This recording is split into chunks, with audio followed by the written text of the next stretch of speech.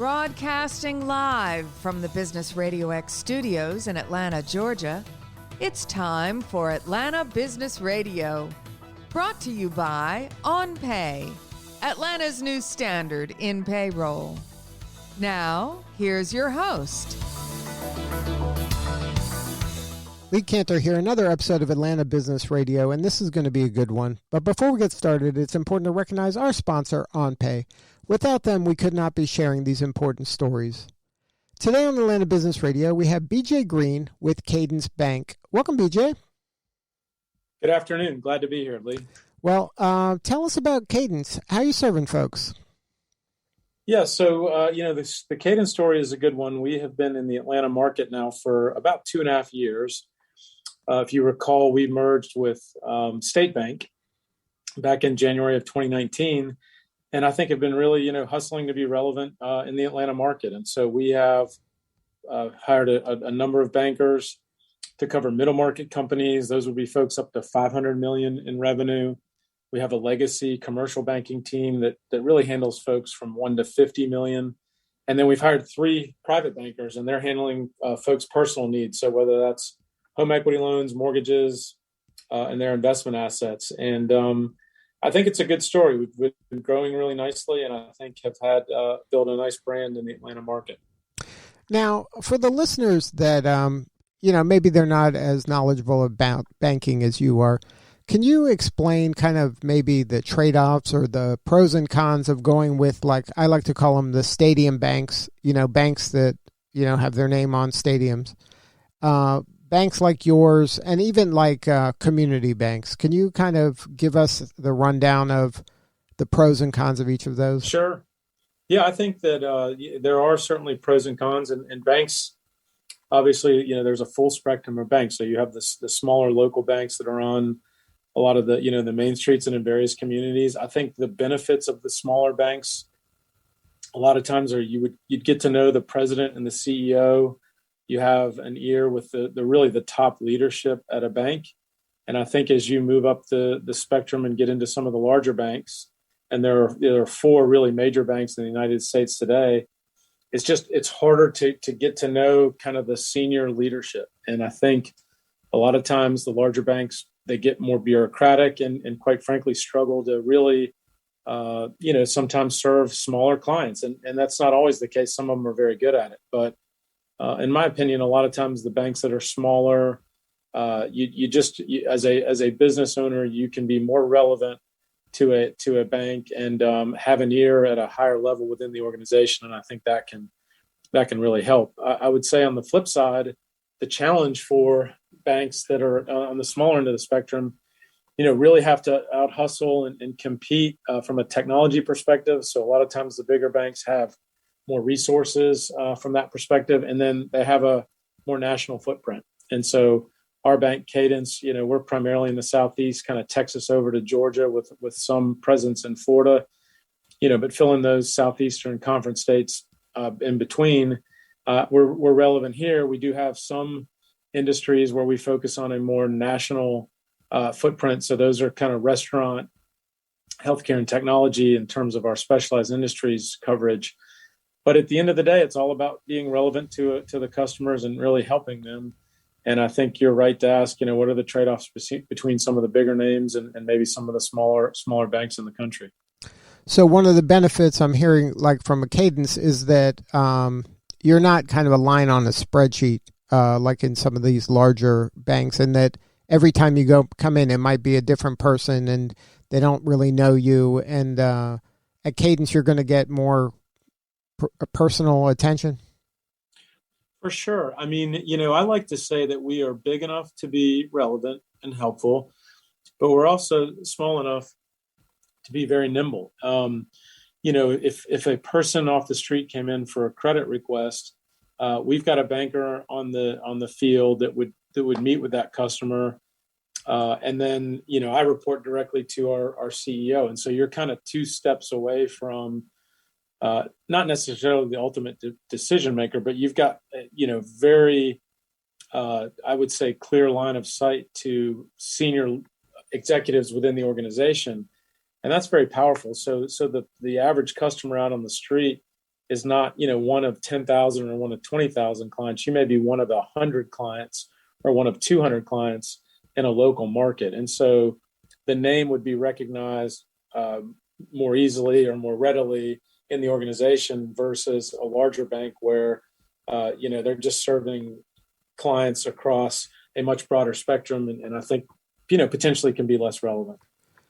Now, would that have come in handy like at the beginning of this pandemic where there was some, people are scrambling for funds, loans, things like that? To have a relationship like you described, I would imagine that might help me get some of that faster and more efficiently than if I was, just kind of a number in a larger bank that I could get lost and no one's really watching my back. Well, there's nothing more important than having a really good relationship with your banker in times of crisis. And during the pandemic, Cadence, for example, we did over $1 billion in PPP loans to about 4,000 distinct clients. So the average PPP loan was 250,000, and the volume that hit the banking kind of industry was just unbelievable. And so you really needed and had to have an audience or a banker that picked up the phone and took ownership in the loan request to get something like the PPP done.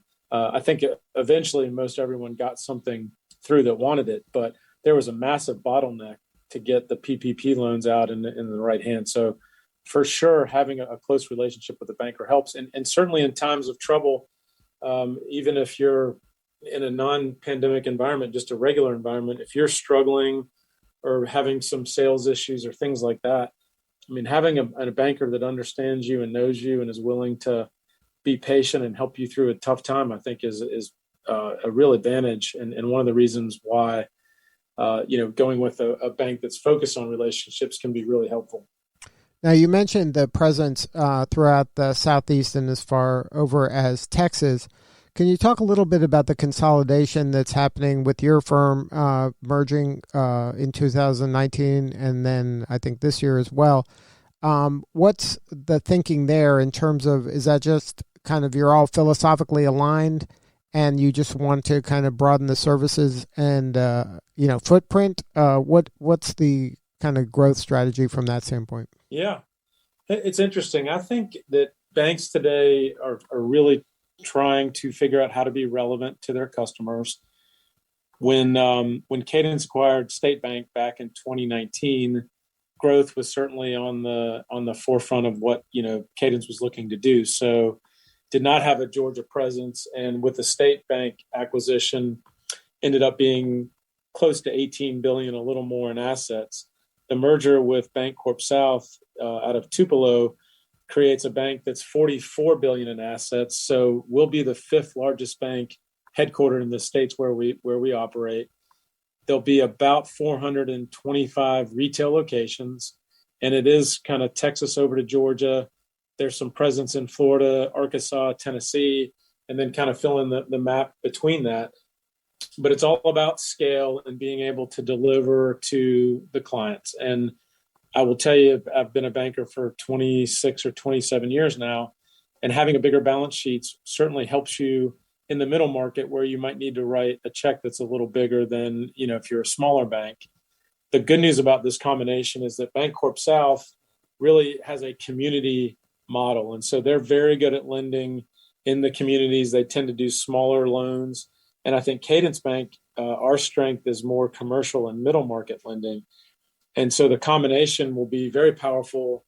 We're going to be a kind of a regional power in that $45 billion, $44 billion asset size. And I think will be more relevant to the clients on the street that we try to serve every day. And it sounds like you're not kind of forgetting the little guy. This merger is going to enable you to serve both the smaller end of the spectrum all the way up into the larger. That's right. I think the best thing about this opportunity or the merger is that it does exactly that. We will be better at serving smaller companies and smaller businesses on the street. The Bancorp South model really is a very strong community model, and through those 300 locations, and with the merger will be 400 retail locations. That's really kind of the the kind of spoke system, if you will, that gives us really relationships into the smaller businesses in the markets that we're trying to serve. We still want to be relevant to kind of commercial and middle market size businesses. So those would be companies in the kind of 5 million to 500 million in revenue. But through our business banking and retail channel, we can really handle the smallest of businesses, and I think do an effective job of serving their needs. And then is that how you're going to separate yourself from the other players, is to really kind of play from that size up to the larger size? And because I think some of these larger banks tend to ignore the smaller players. What I would say is that we have an opportunity that's really unique. We can handle really a full spectrum of capabilities and clients. So we can handle through the business banking channel, we'll be able to handle really small businesses. And that may be from a dental practice to a restaurant, a single location. And then we have the ability to handle all of the real estate needs that somebody might have. So whether that's an owner-occupied headquarter building or warehouse, or even investment properties, we'll have the ability to do that. And then on the middle market side, we can handle, companies that are 500 million and even more than that, not only with our balance sheet, with our treasury products. So I think that the exciting thing for me is we've got the ability to really, look at businesses and opportunities across that full spectrum. Now, how have you found? I guess you've been here in Georgia, but how does kind of Georgia compare to the other states that you're doing business in terms of the business climate? I see firsthand a lot of really good synergies, public-private, the nonprofit. There's a real collaboration in order to help everybody kind of rise. Do you see that in Georgia? And how does it compare to the other states that you work in? Yeah, look, I think Georgia is it's one of the best states to do business in. I think some publications would put it number one. We've got great leadership as a state. So, you look at our past three governors, Perdue, Deal, and Kemp. I think all three were focused on the business climate and community, and how do you make that kind of business friendly. We have great leadership in the Metro Chamber. So Katie Kirkpatrick at the Atlanta Metro Chamber and Chris Clark in the Georgia Chamber. I mean, these folks, I think, wake up every day and try to figure out how can we be more relevant, not only in the city of Atlanta, but the state. And we're very fortunate. We talk about this a lot. We've got the busiest airport in the world. The port in Savannah, I think, is in the top 3 from a volume perspective. And Atlanta sits in this really neat spot in that we are the kind of southeastern distribution hub, if you will, for a lot of the freight and traffic that's coming through. So that's a huge advantage. And then we're really benefiting from a pretty strong technology sector. So I think 70% of all the payments are processed through Atlanta.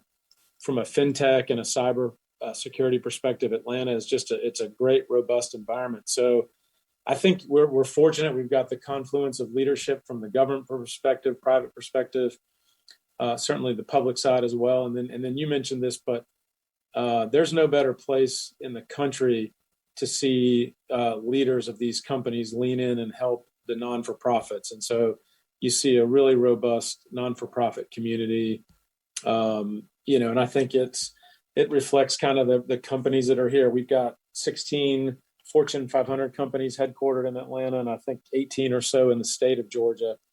I can't imagine a better place to do business. The other states that we operate in, I think, Georgia, Texas is probably, right there with Dallas and Houston. I do think that historically, those markets tended to be a little oil driven, if you will, but they've diversified as well. But I think when you look across our footprint, the exciting thing for us is Bancorp South did not have operations in Georgia. And so for our team and the markets here in Atlanta and Central Georgia, we've got a lot of runway to grow and develop and build the Cadence brand name. And I'm excited about that.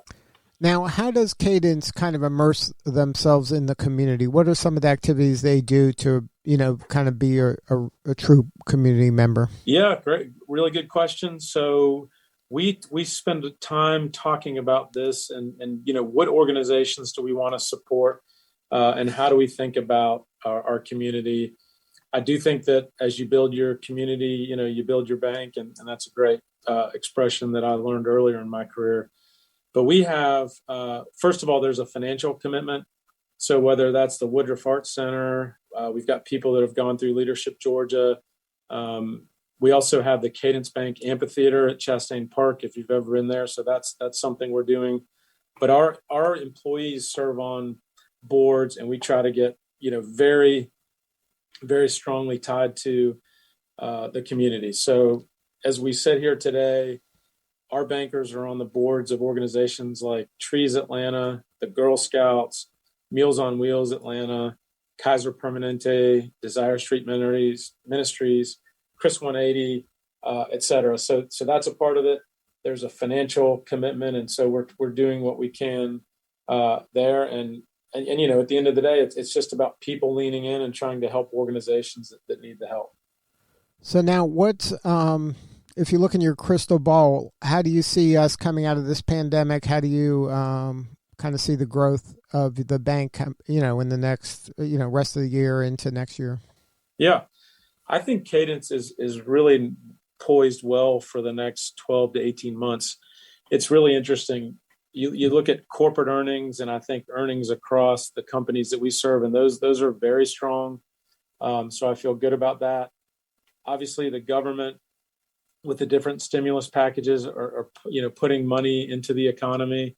We'll see what ultimately kind of is decided, but the numbers that you see out of Washington are in that potentially $4.5 trillion dollars, and I think that will be, that's a massive amount of money that's coming into the system. So I think that is favorable. You have really low interest rates, so most borrowers are enjoying. And I don't care if you're borrowing money for a home or you're a company today, but you're in the low single digits from an interest expense perspective. So I think that helps. And then the biggest kind of, I think the last factor to maybe hit on is just the current job environment. And are we able to get folks back to work and kind of meet the needs that are out there?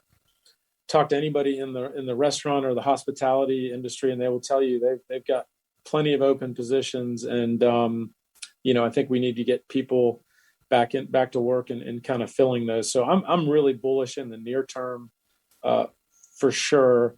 I think that the question that I have, and maybe other people have, are just at what point do we start to see some inflationary pressures if the stimulus package comes in as talked about, and you see some of the different job recovery things coming back in. What does that mean, or what are the implications longer term? And that's tougher to kind of predict. Now, you mentioned talent a little bit. Is that are you hiring right now? Yes, we are hiring. We have, I think, in some of my earlier comments, we've hired probably 20 to 25 people in the last 2 years, filling out a private banking team, a middle market team, and commercial banking. We actually just hired an analyst within the last couple of weeks. And I would tell you that over the next 12 months, we will absolutely be adding to our staff to kind of complement and fill out some of those different businesses or business lines that I mentioned earlier. So we'll be growing for sure. And then what is kind of the point where a business client of yours switches banks? What is usually the pain they're having where it might be worth giving Cadence a call to check them out? Yeah, I think, in my opinion, where we are seeing the best opportunities, they tend to occur kind of going back to maybe some of your earlier line of questioning. They're maybe at a bank where they don't feel relevant, or they're not getting the kind of attention that they had hoped to receive. And I think if they're out there and operating today and don't feel like the banker is really hustling to help them, that's a great chance for us to to step in and be relevant. We do take the perspective of, we really want to understand the business owner and what their goals and objectives are. Sometimes that's to continue to grow that business, potentially to hand it down to a family member, or maybe sell the business because of the current climate from an M&A perspective is very attractive. So I think our jobs as bankers is to really, sit alongside the business owner, understand their goals, and then really develop a strategy to help them meet those goals and objectives. And at the end of the day, if we can help them grow their business or think strategically about what they want to do next, then we can be very relevant. And I think potentially be more relevant than, a banker that's dealing with them. So it's all about building a really strong relationship, understand the company's goals and objectives, and then really meeting that need and trying to help them as best you can. So, and look, I think at the end of the day, we're all guilty of this. People tend to be complacent sometimes when you're in a relationship professionally. And so, there are always opportunities to maybe look around and see if somebody out there is willing to hustle a little more and maybe earn that business. So we certainly benefit from that sometimes when people have relationships with other banks. Well, if your banker isn't having a conversation with you like you just described periodically, then maybe you should check out Cadence, because if that's the kind of service you're delivering, that sounds pretty attractive. That's right. And it's a differentiator, right? If you're, and I think we get that feedback in the market. I mean, when you sit down with a business owner and really listen and get to know them and understand what they're trying to achieve, it just changes the dynamics dramatically. I mean, so many bankers and people in general, they're not willing to kind of lean in and get to that next level. And so the ability and the desire to do that, I think, can really be helpful. Well, BJ, if somebody wants to learn more, what's the coordinates for Cadence? So, we have a website, cadencebank.com, and I'm certainly available if anybody wants to reach out to me. And I don't know if it's appropriate to give my information on the air, but I'm happy to do that. Go, give out whatever you'd like. Yeah. So it's bj.green, GREEN, at cadencebank.com. And I can be reached. My office number is 404-239-8646. And I'm happy to help anyone listening that wants to talk to a banker and get to know us a little better. And it's cadencebank.com is just for general. You can find the location near you. You can find, kind of the bank, all the stuff about the bank at that website. That's exactly right. Well, thank you again, BJ, for sharing your story. You're doing important work, and we appreciate you. Thank you so much for your time. I appreciate it. All right, this is Lee Cantor. We'll see you all next time on Atlanta Business Radio.